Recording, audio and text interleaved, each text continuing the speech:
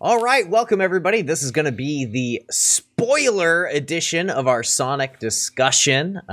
We have a smaller, brief Sonic discussion coming up in our podcast later this week, but we wanted to get our all our feelings, all of our thoughts out there for the Sonic discussion. So let's just jump right into it. Do we want to just talk about kind of how we felt about the movie on as a whole? I'm gonna throw it over to Camilo. I want Camilo to just start us off strong. Okay, well, slash throw you under the bus. I really liked it. I'm not like a big Sonic fan, so I was kind of going into the movie not knowing a lot about like the lore and just kind of going in blind. And I liked it a lot. I was able to like pick up on some references and stuff. I liked a lot of the actors in the movie. I thought they did very well. I think we're going to go into individually each one, but I thought they pulled it off pretty well. Sweet. Dan, what were your feelings? So I am a classic Sonic fan. I never really played the 3D games, but the old Genesis games, I love those. And going into it with that known, I really liked it. I thought they nailed Sonic, like attitude-wise, and they did a really good job. Awesome. I liked it a lot. John, what about you? So I'm not a huge fan of Sonic games. Okay. And I thought the movie was very mediocre. Okay. I don't think it was bad, but I don't think it was great either. I don't know. Were you expecting The Godfather when you walked in? No, I didn't know what to expect. I actually was expecting it to be worse than it was. Yeah. Because I think the Sonic games are bad, and I was just expecting it to be more of the same. So, great. That's a good segue for me. I thought the movie was gonna be pretty bad, and I was excited to see some of the like Jim Carrey back in like his 90s thing. We're gonna talk about more of that in detail later. But I thought in general the movie was strong. And one thing I wanted to note that I thought was really cool was that it seemed like it was a movie made for kids, but like kids that grew up using the internet. Like there were a ton of references to that kind of stuff. So anyways, I like, for example, the memes, the flossing, there was a reference to live streaming. But yeah, in general, I thought the movie was strong. I understand why John might not like some of the Sonic 2D games or Sonic games in general. I don't necessarily hold those opinions.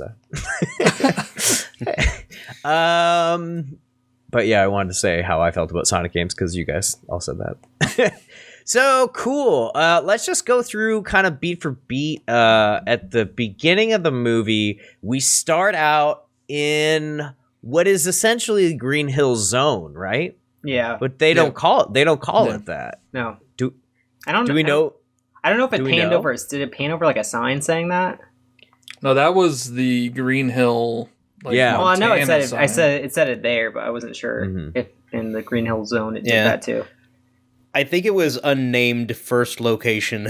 Okay, got it. I almost wonder if, but it's definitely the Green Hill Zone. Like that's what they're referencing on there. But I wonder if he went to Green Hills in Montana because when you throw those rings, you have to think of a location, and they were thinking of Green Hills because that's where they live, and Earth is the safe place, so they ended up in Green Hills on Earth. Because that's where he was told to go, right? Earth. What's that? Well, we didn't get to Longclaw yet, but that's where she said go to Earth, right? Right. Sorry. Yeah. Anytime you guys want to help me get back on track, sorry. So we start out the movie and we've got baby Sonic because we're having a baby. It's a baby renaissance. Yeah. Tell us about the baby renaissance real quick, John. Well, there's baby everything now. Yeah.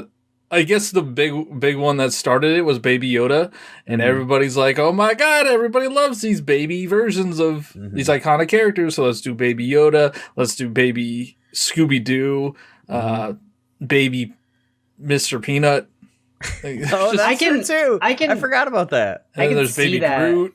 but There's like he's not really. He's like more like a tween, or like I get what you're getting at, but like I don't think That's it's true. I don't think it's they're trying to like pile on the baby train like that. All right, I think it's a valid counterpoint. I wouldn't necessarily. Oh, go ahead. I was just going to describe the first scene a little bit. So the first scene is basically Sonic and this owl character, this new character named Longclaw, and they're being attacked by what looked like echidnas. And Cam did some research and found out that they actually are echidnas. So that's a super cool reference. So that's kind of where we are at the very beginning of the movie. Sonic and Longclaw are being attacked by echidnas, and they need to escape. And Longclaw, they use rings for teleportation, and they decide the Earth is the next safest place to go. So that's where they have to go. They were chasing him because of his power. They were like trying to steal his power. Oh, right. Yeah, exactly. Is that a thing in the games? Like, are people after Sonic's power? Well, there. So to talk about like Dr. Robotnik, if you get into Dr. Robotnik, that could kind of be perceivable, since Robotnik / Eggman does in the games use animals to power his robots. He does. That's true. Yeah, and Sonic goes around killing the robots to save the animals that are inside. And in the movie, he kind of used a quill of Sonic's to power his machines, and that kind of could be a reference. So, yes, to an extent. So then they escape. The echidnas are trying to get Sonic's power. Longclaw gets wasted, and they throw. You gotta have that dead mother figure in there somewhere. Dead mom dies immediately. They throw the ring. They jump through the ring. He gets to Earth, and he lands in Green Hills, Montana, where they kind of do like a montage of him growing up, and he kind of is living among these townsfolk, but not really interacting with them. But then, this is something I really wanted to talk about. He then kind of just decides to talk to himself all the time because he doesn't have anyone to talk to, but it's just like constant, like talking to himself like so fast all the time. And I thought that was like kind of a strange personality quirk that they had going through for such a large chunk of the movie. Like he didn't stop doing that until he really hooked up with the James Marsden character. Isn't that just like part of his character development? Because like he's so alone, and then like his goal is to like make a friend, and by the end he does make a friend. Yeah, I think they set that up really well, that he's like socially awkward because he hasn't been around people. Yeah, and kind of lends to the awkwardness when he does eventually integrate somewhat into humanity. I guess I just found it irritating, but I do agree with you guys that it probably was helpful for like the arc of his like character. But I kind of was just like, all right, man, I get it. Like, stop. So when does he meet Tom Wachowski, aka Donut Lord? Who wants to take over? They show him like Tom's like on the road and like nothing's happening, and they're just showing it's like a boring town. And Sonic just speeds by at like 300 miles an hour. And he's all confused, and he picks up that was kind of funny. They like he was checking his speed. Yeah, like he did it once, and then he did it again to see if he could go faster. I like that. That was a nice little touch. Yeah, that was great. Yeah, I loved what they did with the turtle just after he drives away. Yeah, well, that was probably the best gag in the movie, I think. That was like a reference to him saving animals, right? Like, that very well could be. That's why he liked Tom so much, because Tom like cared about any creature, any living creature, and I felt like that was a reference to what he does in the games when he's trying to save all the creatures. That was definitely. The facial expression on that turtle was and he was like shaking when he put him down. Yeah. So funny. So then we had a couple other characters in the town. There was Wade, who was like James Marsden, or I'm going to call him the movie character names. Tom Wachowski's cop. Probably his like second in command. Second in command. He was like always on the radio. Or deputy sheriff or something like that. Yeah. So we had Wade, who's kind of doofy police guy, but he was kind of funny. Then we had another character called Crazy Carl, who believed that he saw Sonic and was calling him like the Blue Devil or something like that. Yeah. He had the Sonic picture. Is that a reference, Blue Devil, or do they just make that up? I don't recognize it. Oh, okay. I didn't recognize it either. But it's something, the Sanic picture, like what you just said, John, was so funny. They held up the Sanic drawing, which was so funny. He's like, "This is what it looks like," and I died. I'm so glad that made it in the movie. Yeah. Them leaning into that, just that did have that was a good way of doing it. Oh my gosh. Then we had I'm gonna say just Maddie Wachowski, aka Pretzel Lady, who is Tom Wachowski's wife, who my wife noted had a very poor costumer, and that she said that she looked very uncomfortable in her clothes, and I was like, oh, okay.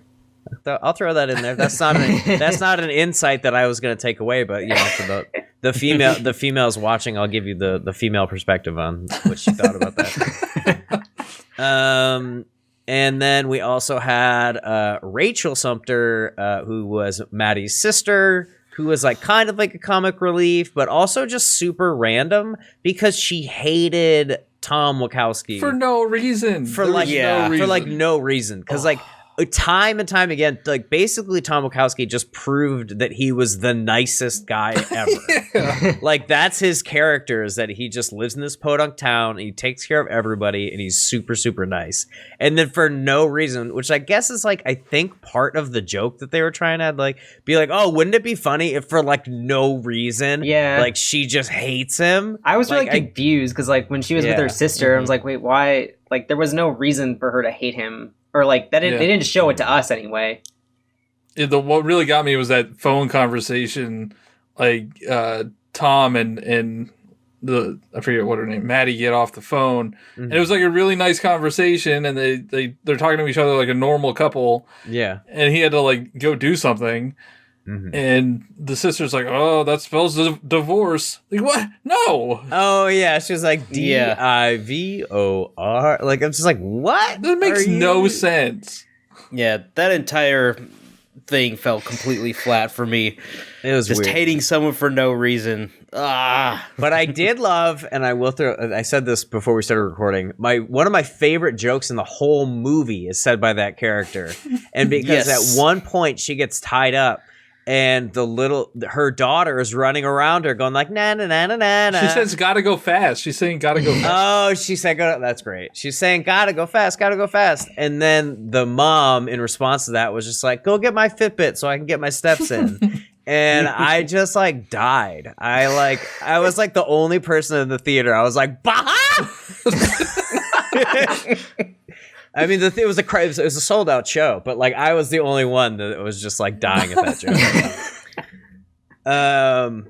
But yeah, I loved that so much. But yeah, it was I feel like her character was definitely I agree, like very hit or miss. I feel you guys were she was more of a miss, but I kind of was just like lukewarm on her. Maybe if they introduced her hate for Tom, like after he was like being manhunted, maybe that made more sense. That is the only time that it made sense that she was freaking out. I think the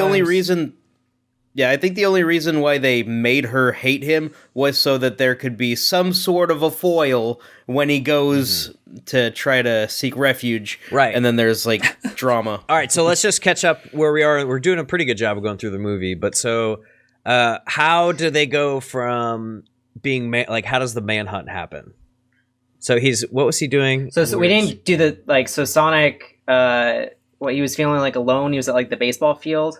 Yeah. And then he was running around the circle and he made the explosion. Mm-hmm. That scene was awesome. I love that scene. with him being the different players in the field. I feel like from a timeline point of view that sometimes it didn't make sense for him to be sliding and also being like the catcher at the same time was pretty unbelievable. But like I feel like maybe when he was hitting the ball towards the guy in the outfield made more sense. That's not the unbelievable aspects of the movie aren't the reason why I find it mediocre. Pretty illogical, John. But that's not the reason I don't like the movie. Like that's fine. Like just be stupid, like be crazy, like lean into it. Mm-hmm. Okay, so he causes this massive power outage. That was how big? It was like all of the Pacific Northwest or something. Yeah, all of the Pacific Northwest. And then how does he meet up with Tom? He's trying to escape. Everyone's chasing him, and he wants to. He needs to escape with the rings, but he needs to be somewhere safe because everyone's chasing him. So he goes to the house.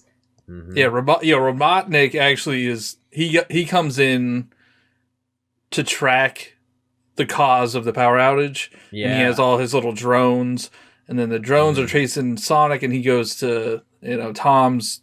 Like shed or something? Yeah. And he pulls out a ring. Mm-hmm. Yeah, Tom goes to investigate because he thinks the trash pandas have returned. Right. So he tries to use the ring, and then he gets shot with a tranq dart, and then he drops his rings into San Francisco, and that's why they gotta go to San Francisco. There you go. We're nailing this off memory. Phil, did you watch the movie? I don't know. He dropped the thing, and then he dropped his bag of rings on that big building. I remember. Transamerica Pyramid. Yeah, a few different points that are important to the story and the plot go from there. Like, one, he has these magical rings that he can transport out of danger whenever, so that takes them away successfully from him, so he can't just use them as a foil whenever he wants. Also, he gets shot in the leg with a tranq, so he can no longer run fast initially, and so that kind of forces him to be around Tom long enough to get tangled up in the Robotnik Tom Sonic triangle instead of just running away quickly. And that kind of sets everything in motion. Yeah, so Sonic at one point says something like, well, you owe me because like my legs are spaghetti and you have to like help me get out of here. And so then Tom, being like the ever nice guy that he is, tries to help him out of the situation and therefore becomes embroiled in this manhunt where the government and Dr. Robotnik are after him.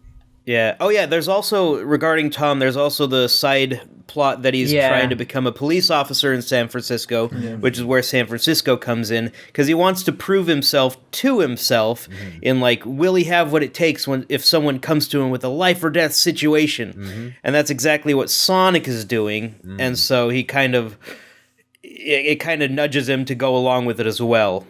Very true. Yeah. We brought up Dr. Robotnik, but we didn't talk about who plays Dr. Robotnik really, except I did at the beginning slightly. Jim Carrey, baby. He is back in his full 90s glory. And I like it. Glory. You don't think that he's back like in the same way that he was with like... Well, I think he's acting the same way he's always acted. I just don't think it's funny. You're not a Jim Carrey of the 90s or I'm not a Jim fan. Carrey. I don't think he's funny. You don't so Jim Carrey? That really brought the movie down for me because, he was in it a lot because he's their big get. Yeah. And he's just... he's also his assistant. Villain. Yeah, his assistant was much funnier than he was. See, I think that, like, Dr. Robotnik has always been a manic character, just kind of out there, wild, crazy, and out of his mind. And Jim Carrey, like, just embodies that naturally. So I thought it was a good fit because he is so eccentric. Yeah. So, do you have anybody in your back pocket, John, that you would instantly replace Jim Carrey with in this role? Anybody. Woody Harrelson. That's actually pretty a halfway decent response. I cannot imagine Woody Harrelson as Robotnik. He But would Jim have Carrey to just get- played he'd have Jim to Carrey. Like he He'd have didn't to play. get rid of his accent. He didn't. Because, like, Woody Harrelson is very much like the awkward, reserved kind of weird guy that's kind of quiet and to himself. He's never been like the outspoken, just in your face kind of personality in any of the things I've seen him in. What is that? Wasn't he in Kingpin? Wasn't he like a total oddball in Kingpin? Yeah, but kind of reserved oddball. He wasn't the in your face, like big, louder, bigger, larger than life personality. Am I thinking of the right movie? The one about bowling, Yeah. I think. I'm not sure now. No, Okay, I am. let's I got get- it. No, I got it. Back. Oh, you're right. We're doing it. Oh, that's a tangent. Sorry. Okay. I just don't think Jim Carrey brought anything new to the character. I think he just played the same character that he plays in every single movie. I thought it fit. Yeah, so did I. I thought it was the right kind of crazy. So then my question was, and I was surprised by, but also sort of like the tip of the hat to calling him Dr. Robotnik. It made sense. Like Dan, you were saying off recording that like you can't just call a human being Eggman. Oh, that was me, I think. Right. Oh, you said that, Camilo? Yeah. Okay, so like you can't just call a human being Eggman. So like calling him the Dr. Robotnik name, which was we're gonna go with localization discrepancy, which is the terminology we've agreed upon. Because apparently he was always supposed to be called Eggman, but when they localized it, they called him Dr. Robotnik, and once it went to the 3D games, they started calling him Eggman again, which they do reference many times after that. Sonic calls him Eggman as an insult. Yeah, but see, I like how they did that because, like, yeah, his name is Robotnik, and then like they took his drones look like eggs, so I'm gonna call you Eggman, and that's just now that's his name, or his coin name or something. Mm-hmm. Yeah, they did that pretty seamlessly. I agree. So that was pretty cool. What else? I love the dance off that Robotnik did while he was waiting for the quill to analyze. Oh, that was amazing. He just had to kill time, and he had this massive just lair within his truck of like electronic insanity with like the skiing and the dinosaur and all that. Mm-hmm. Dude, I thought that was so funny. He was just because he's so much smarter than everyone else. He's had to come up with ways to keep himself entertained without other human interaction. So it really fit, I thought. So at a certain point, so now we've got these two characters together. We've got Tom and Sonic together, which we didn't say who's playing Sonic. Sonic is being played by Ben Schwartz, where if you guys don't know, he's like a comic actor, very, very funny. He was on Parks and Rec. I forget the name of his character, but he was just super obnoxious, working with Aziz Ansari's character. I'm trying to think of other things. He used to also have a really... he was one of the first people to have like a really popular Twitter account just based on the content that he was doing. He had rejected late night jokes. I don't know if he worked for late night at the time, but like every time he would submit a late night joke that got like rejected, he would just tweet it out. So like he's just a very, in my opinion, a very, very funny individual. I know who this is. Yeah. It's the guy that everybody thinks is Steve's dad in Stranger Things. Oh yeah. But also his name is John Ralphio in Parks and Rec. If you guys ever watched Parks and Rec, he's probably maybe the most famous for that. But he's a really good comedic actor, and I thought he brought a lot to Sonic. He's very quick on his feet, which is probably helpful in the the recording he's sessions. Sonic. He's got to be quick on his feet. You got to be quick on your feet. You gotta be fast. You gotta go fast. I really liked him. I really like Sonic and James Marsden's character. So I don't want to like bash on every single character, but Dr. Robotnik didn't do it for me. Well, you let everybody know that. So at one point, it basically, since they're on the run, it kind of turned into a road trip movie at one point, which I was just like, I kind of hope this isn't a road trip movie. Like that turned me off immediately. It turned me off, but it sort of stopped. They only did like They were getting attacked by Robotnik on the road, which was a very cool like that scene. set piece. That was an awesome set piece. There's some So I was in the theater, and I was like middle of the day on a Sunday, so it was a lot of little kids and a lot of families, and like scenes like that make you like realize what it's meant for. And there was this little girl sitting next to me, and like that whole part where I kept turning into different like robots. Yeah, like the robots were having babies. Yeah, and she's like, baby robots.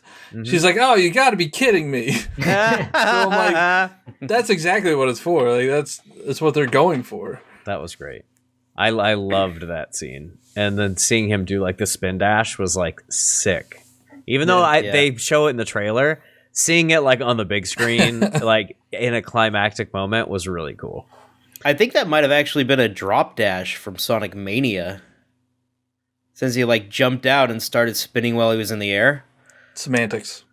Semantics, but yeah, I mean it's one of the spin. But moves. yeah, it's one of his spin moves. I agree. Yeah, that was good.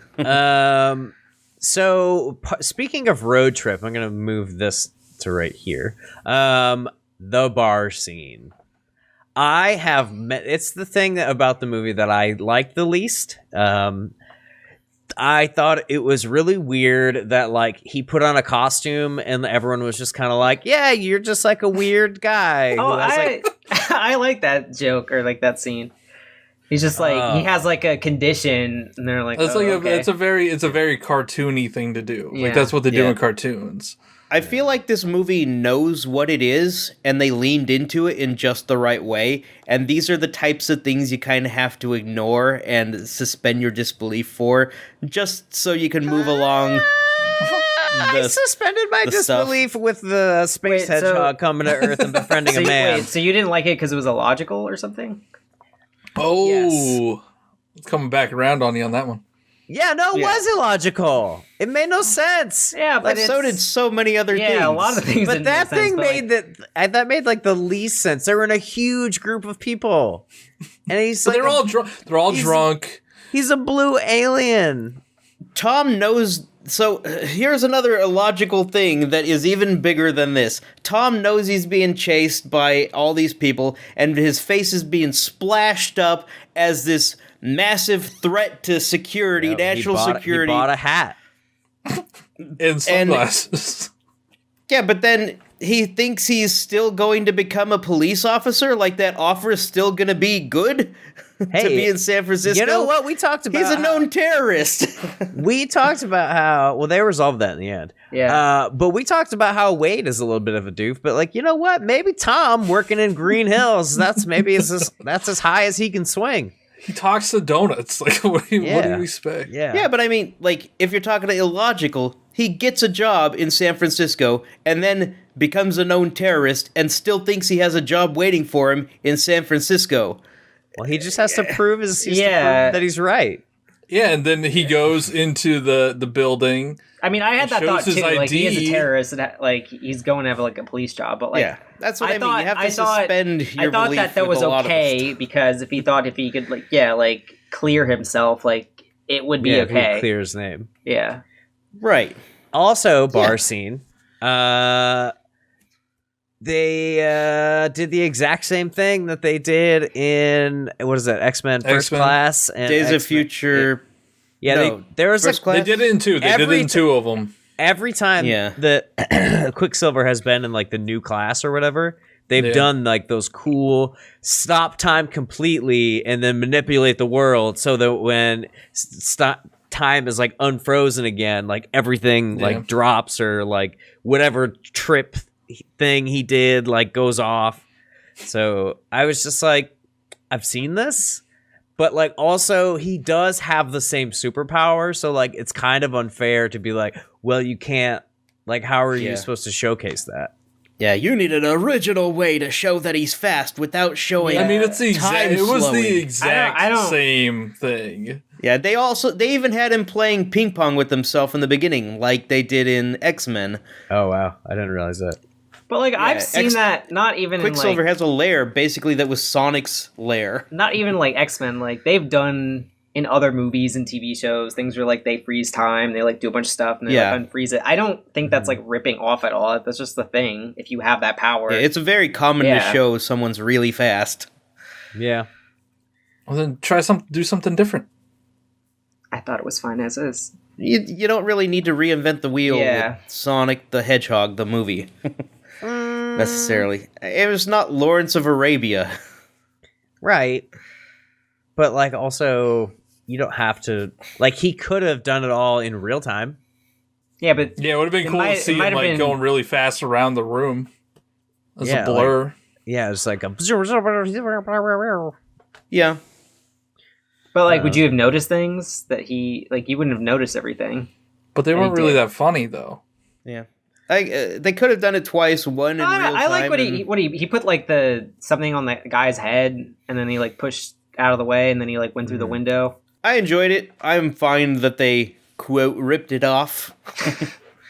Yeah, I don't know how I feel about it. I just didn't like anything really about that bar scene, except for the when they were riding the bull, and he like did the hard setting flew off on the bull riding. Like that was pretty funny. I like that. Yeah, I think them being in a bar kind of was a reference to like Mirage Saloon Zone. In Sonic Mania, potentially. Like, Sonic goes to a saloon, basically. Or it could, like a lot of movies have those biker bar tropes. Mm-hmm. Yeah, that is true. There is precedent within Sonic.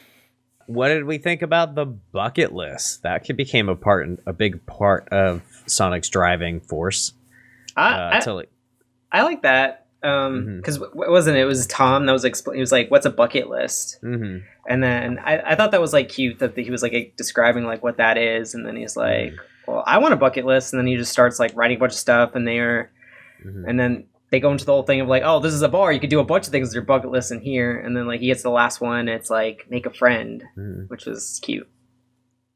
I liked that he could write in perfect English. Well, he was on Earth for 10 years, though. And he was observing everything. Yeah, and he had a collection of comic books, and his handwriting did kind of look comic book-esque. And he spoke English in the Green Hill Zone, so maybe it is another Earth-ish type. It was colonized. Stop overthinking this. It was man. We were just talking about how we can't think about the logical like explanations for these things. Yeah, I mean, I couldn't turn my brain off totally for the bus. I'm sorry, I just couldn't. So there was also a bunch of product placement in the movie, which was like weird.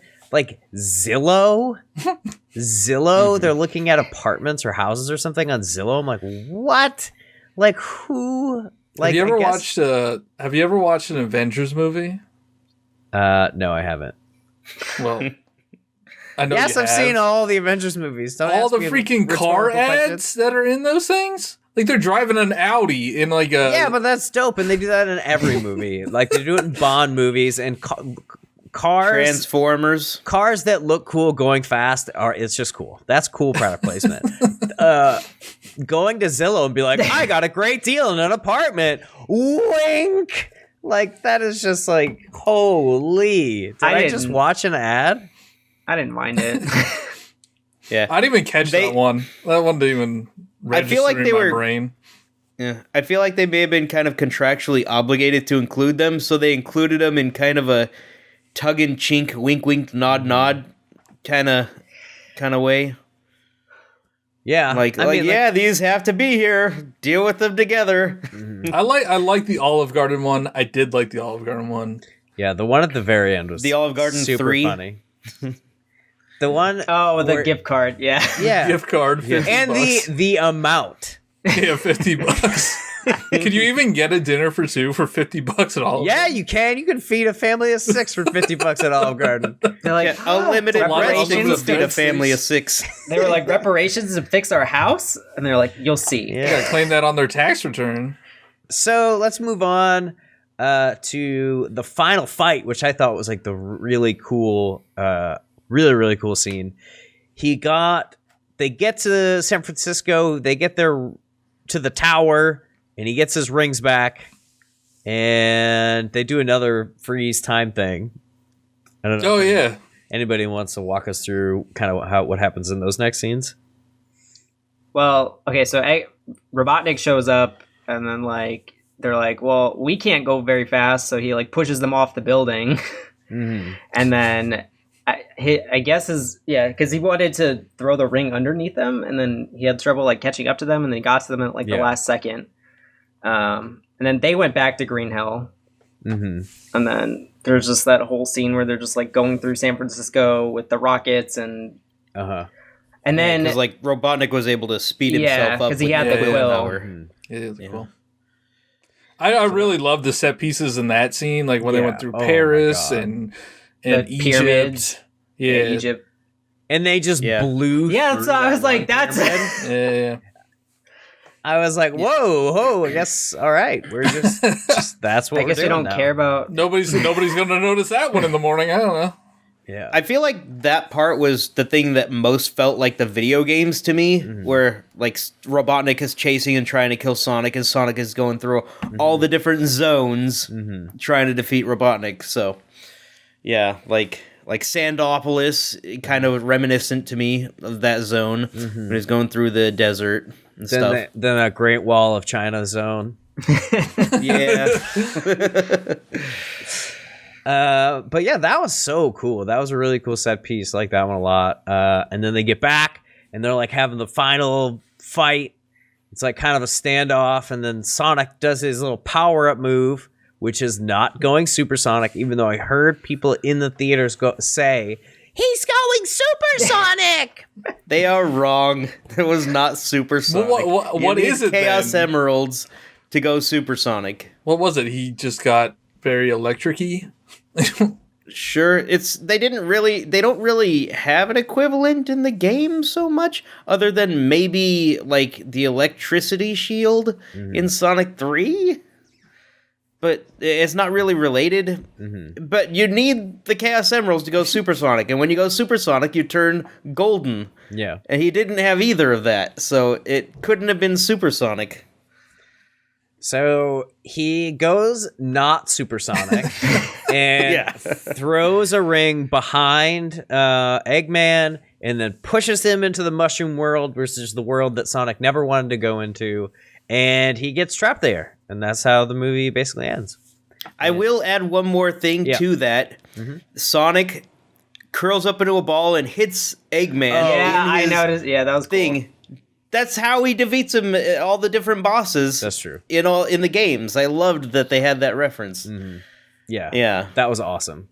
The like boing, boing, boing, boing, boing. Like that was really, really cool. So yeah, after he does that, then he gets pushed into the ring, and then he goes to the Mushroom Planet. And then he goes crazy. Then he definitely is losing his mind on the Mushroom Planet as shaves his head. Yeah, shaves his head. His mustache gets crazy. His nose is like seems like it's reacting poorly to the mushrooms. It's getting classic big and red like it does in the games. Dr. Robotnik look. Yep. This is as much an origin story to Robotnik as it is to Sonic.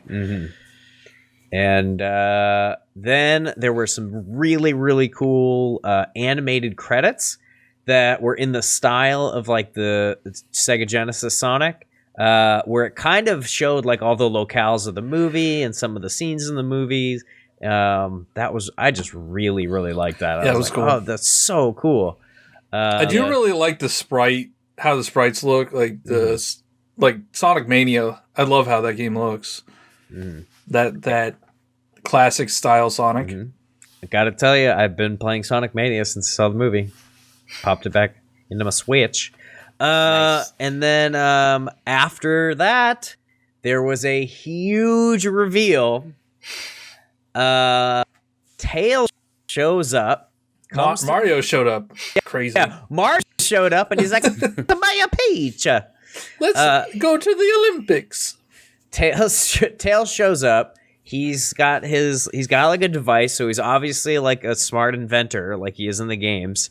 And it's like, oh, I'm like triangulating. It's like his Sonic position must now. be here, right, or something like that. Yeah. Yeah, he was tracking Sonic. So then, like goes and he like flies off to find Sonic, which I want to talk about this.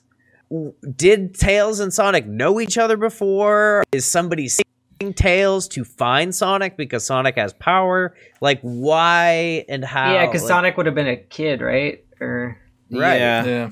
And I'm pretty sure Tails is younger than Sonic.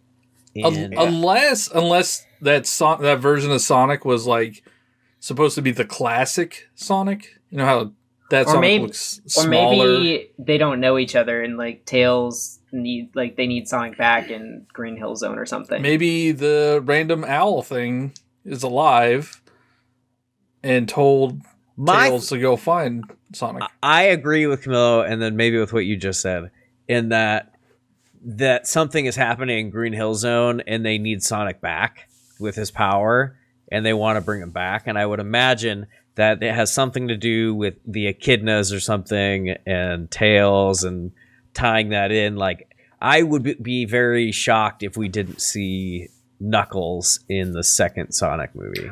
I don't think we're going to have to wait for number 3. I was like hearing reviews and listening to like other people's opinions. I heard people saying like maybe if they do maybe 3 movies, they could save Knuckles for the 3rd one. They could have it be about have this one be about maybe like Sonic and Tails, the next one, and then introduce Knuckles in the next one. That makes sense. I mean, that would track with like the video game releases. Yeah. And also, I'm not entirely sure that the Echidnas are after Sonic's power in the very beginning. I think that's what Longclaw thought, and that's what perpetuated the rest of the movie and going through the portal. But I think more likely, the Echidnas were they're very protective of the Chaos Emeralds. They're basically the guardians of the Chaos Emeralds. Mm-hmm. And like in Sonic 3, when they just simply go to Emerald Island, Knuckles like knocks Sonic over and like, you're not getting the emeralds. It's like, I'm not after the emeralds. Yeah. It's like, well, I'm your enemy, so they're very protective, and they could have just been going after him because they saw him as a threat. That could play into the next plot. That'd be cool. Yeah. There were a lot of game references that you noticed, Dan. Lots of game references. So do you want to run through those quickly? Yeah, and maybe not even just game references, but Sonic the Hedgehog references. Like, I saw, the spin dash / drop dash. Yeah. The fact that Robotnik is using animal power to power his machines. Mm-hmm. That kind of is a precursor, using that quill for that. Using the rings as warp stations is in the games. The fact that Sonic likes chili dogs. He had chili dogs. Chili dogs. Yeah, I didn't notice that one. Yep. There were a lot of red different shoes. The red shoes, definitely. I don't know how that girl has shoes that fit him. They're the same size. Sure. Yeah. Yeah, I can see that. A bunch of different zones, like Mirage Saloon Zone. They were in the desert. They were also at a bar. Mm-hmm. Sandopolis, potentially, is what it kind of felt like in the desert. Mm-hmm. Mushroom Hill Zone was in there. Then they went to that gas station, which there's like chemical plant zone. Yeah, chemical plant zone. Yeah. Good thing he didn't have to swim. Good thing he did not have to swim. That part is so hard. I hate they had that. reference to Sonic playing sports. Mm-hmm. He plays baseball. That could go into like the Mushroom Kingdom and have like a Mario and Sonic at the Olympics crossover. I think he just wanted to be part of... My head knows so hard right now. No way is that a reference to that. It's not going to happen. Yeah. But I do believe the Mushroom World, or whatever the heck they call it, was a reference to the Mushroom Kingdom. I don't think so. I think it was it's just partially, a world with a bunch of mushrooms. But like Sonic says, I hate mushrooms. And like Mario's always seen as like the rival of Sonic, and like that's Mario's thing. I don't know, man. Yeah. I don't know. Well, there is a Mario movie coming out soon. Maybe they'll have. Maybe there's going to be a line where he's just like, "I hate the hills that are green. I don't go to the green hills. No, don't go to those green hills. Stay away from me." Sonic was in the movie. That was great reference. Super. Yeah. I lot wish of different references. There were like a few instances where they had like the Sonic music playing in the background. I kind of wish the soundtrack had more of that. Mm-hmm. I agree. I wish they just had more of the Green Hill Zone. Like it was like a 2-minute scene, Yeah. maybe. Like once they left the Green Hill Zone, it didn't feel like a Sonic movie. It just felt like, a buddy cop Who Framed movie. Roger Rabbit. Yeah. Do you guys think the sequels will take place back like where he's from? Like in I think these so. cooler looking If we're worlds? If they get a thinking, budget. Well, if we're thinking like Tails needs Sonic back, then Yeah. maybe they Yeah. bring Tom then maybe it's like flip flopped and they have like the human characters. Oh, in it's there. fish out of water for him. That'd be Yeah. kind of cool. Yeah. I think that's reasonable to assume. Okay, let's bring this to a close. I guess we all kind of gave our thoughts at the very beginning. Have our opinions swayed? Did our discussion change anyone's opinion about anything? Actually, I think I might have enjoyed it more than I remember when I was in there. Like there were a lot of like funny parts. mhm. But yeah, I don't think it was as bad as I was expecting at all. But I still don't think it's the best movie ever. Yeah, I wouldn't say it's the best video game movie like some people are saying online, but I think they knew what they were. They accomplished that, what they were after, and they did a really good job overall, even though it's not like reinventing storytelling, for example. You suspend your disbelief, you're gonna have a good time. If you keep your brain on and nitpicking it is not going to be as great of a time. But it was, Fair enough. I thought, good for what it was. I liked everything but the bar scene. I thought it was so fun.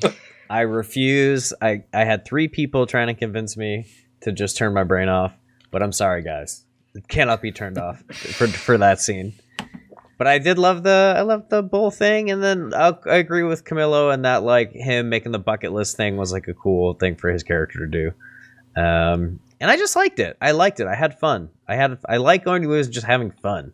So it was a great popcorn movie, and I loved being surrounded. I mean, it's gonna sound weird. I loved being surrounded by like the younger audience and having them say like, John, like you were saying, like, oh, whoa, that like hearing them be like, oh, come no, on. that's Yeah. like that was watch so out. cool. Or like one of them was like, that's my song when they started playing. Like I think there's like an original song made for the movie. Like Yeah. some kid The was just like, end my credit. song. Can we listen to it in the car ride home? Oh it was just yeah. The end credit song was made by like Wiz Khalifa. Oh yeah, Yeah. but I really liked it. Camilla, did you have final thoughts? I really liked it. I didn't go into it with like super high expectations, but I liked what I saw.